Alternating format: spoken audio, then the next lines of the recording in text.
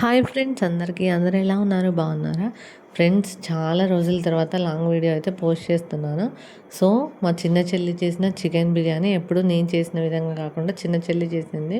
So ప్రాసెస్లోకి వెళ్ళిపోదాం. Chicken అయితే ఒక 2 టైమ్స్ వాష్ చేసుకుందాం. ఇప్పుడైతే ఫ్రైడ్ ఆనియన్స్ వేయించుకుందాం. సో ఇంక ఇప్పుడు చికెన్ని మ్యారినేట్ చేసుకోవాలి కాబట్టి యాజ్ టీజ్గా అల్లం, ఉప్పు, కారం, పసుపు అన్నీ వేసేసుకోవాలన్నమాట చికెన్కి తగినంత. సో నెక్స్ట్ అయితే ఒక కప్పు పెరుగు, కొంచెం మసాలా, పెరుగు వేసిన బౌల్లోనే నిమ్మకాయ రసం కూడా తీసుకున్నాము. సో కొత్తిమీర, పుదీనా కూడా వేసుకొని మొత్తం అంతా మిక్స్ చేయాలి. అలాగే కొన్ని ఉల్లిపాయలు అయితే పచ్చివి కూడా వేసుకుంటుంది చెల్లి. అలాగే హోల్ గరం మసాలా స్పైసెస్ అన్నీ, లవంగా, చెక్క, పట్ట అన్నీ కూడా వేసుకుంటుంది. సో ఇప్పుడైతే చికెన్ అంతా కలిసే విధంగా మొత్తం మ్యారినేట్ చేసుకొని ఒక 1 అవర్ పాటు ఫ్రిడ్జ్లో పెట్టుకుందాం. మీకు టైం లేదు అనుకుంటే అప్పటికప్పుడైనా చేసుకోవచ్చు. సో మేమైతే ఒక 1/2 అవర్ అయితే మ్యారినేట్ చేసుకున్నాం. ఇప్పుడు మనం ఇందాక ఫ్రై చేసి పెట్టుకున్నాం కదా, ఆనియన్స్ కూడా వేసి మొత్తం అంతా మిక్స్ చేసుకుందాం. సో ఇప్పుడైతే మనం మూత పెట్టేసుకొని ఫ్రిడ్జ్లో పెట్టుకుందాం. నెక్స్ట్ అయితే ఇప్పుడు నేను నార్మల్ రైసే తీసుకుంటున్నాను. ఒక కేజీ రైస్ వేసుకుంటున్నాను. సో ఇప్పుడైతే మనం ఒక 2 టైమ్స్ వాష్ చేసుకొని పక్కన పెట్టుకుందాం. ఇప్పుడు మనకి బిర్యానీ అన్నం ఉడికించుకోవడానికి వాటర్ పెట్టేసుకుందాము. సో ఇప్పుడు మనం హోల్ గరం మసాలా స్పైసెస్ అన్నీ వేసుకుందాం. లవంగా, చెక్క, షాజీరా, పట్ట ఇవన్నీ. సో తర్వాత యాలకులు, మిర్చి, ఇంకా కొంచెం అల్లం, అలాగే నిమ్మకాయ ముక్కలు కట్ చేసినవి ఉంటాయి కదా, అవి కూడా వేసుకోవాలి. సాల్ట్ కూడా తగినంత వేసుకొని కొత్తిమీర, పుదీనా కూడా వేసుకోవాలి. సో ఇప్పుడైతే మనం ఇది కాసేపు మరిగించుకోవాలి. సో అన్నం మంచిగా అవ్వాలి కాబట్టి మనకి ఒక 1 స్పూన్ నెయ్యి అయితే వేసుకుందాం. ఈలోపు మనకి చికెన్ కూడా మ్యారినేట్ అయిపోయింది. సో నెక్స్ట్ మనం ఫ్రై చేసి పెట్టుకున్నాం కదా ఆనియన్స్, అదే ఆయిల్లో మనం చికెన్ కూడా మనం ఫ్రై చేసుకోవాలి. సో ఒక 20% ఉడికించుకుంటే ఏంటంటే చికెన్ పచ్చివాసన లేకుండా ఉంటుందన్నమాట.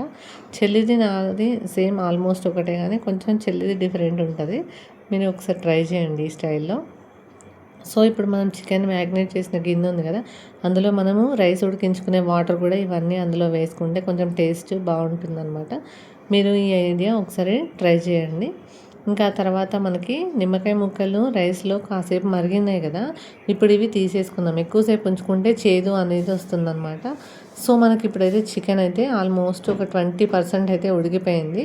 చూడండి, మీకు కావాలి అనుకుంటే ఇందులో ఉన్న గ్రేవీ కూడా కొంచెం తీసుకొని పక్కన పెట్టుకోవచ్చు. సో ఇప్పుడైతే మనకి వాటర్ అయితే బాయిల్డ్ అయింది కాబట్టి మనమైతే రైస్ వేసుకుందాం. సో 70% అయితే మనకి రైస్ ఉడికించుకొని పక్కన పెట్టేసుకుందాం. ఇంక ఇప్పుడు ఇవన్నీ రైస్ పక్కన పెట్టుకున్న తర్వాత మనం బిర్యానీకి దమ్ పెట్టుకోవాలి కాబట్టి ఒక గిన్నెకి నెయ్యి అయితే రాసుకోవాలి.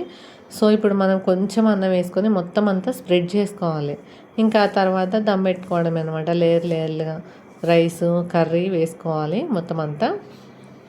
సో ఇప్పుడైతే మనం అంతా వేసేసుకున్నాం కదా, ఇప్పుడు మనం కొంచెం కొత్తిమీర, పుదీనా వేసేసుకొని ఫ్రైడ్ ఆనియన్స్ కూడా కొన్ని ఉంచుకున్నాం కదా, అవి కూడా వేసుకుందాం. కలర్ అయితే నేను వేసుకోవట్లేదు, ఆప్షనల్, మీకు కొంచెం నెయ్యి వేసుకోండి. ఇంక ఇప్పుడు ఫైనల్గా స్టవ్ ఆన్ చేసుకుందాం. స్టవ్ ఆన్ చేసుకొని ఒక 10-15 మినిట్స్ పాటు స్లోగా పెట్టి మంట.